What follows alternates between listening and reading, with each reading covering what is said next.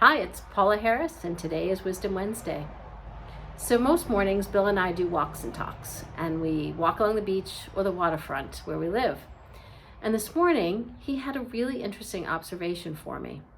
He's been overhearing me listen to the Bible in a Year podcast this year, and we're in the Old Testament, and there's some pretty heavy stuff there. But one of the things he noticed is there's sort of the ruling class and the rest of the people. And the rest of the people strive to be in the ruling class. Not too dissimilar to today. We have a majority of people, and then people strive to be like the famous people, the rich people, the well-known people, such as our movie stars, our athletes, maybe our politicians, wealthy business owners. And we think that if our lives could only be just like theirs, if we had the money and the pools and the cars and the jet planes and all of these things, our lives would be full and happy. But did you ever pause to think about how unhappy so many of those people are?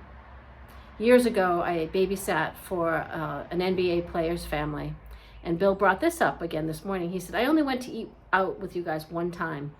But it was mind-boggling to me how many people had to come over to the table. There was no peace. I don't think I could ever be famous, he said. I like my privacy too much. There's so many aspects to these lifestyles that we think we want to have.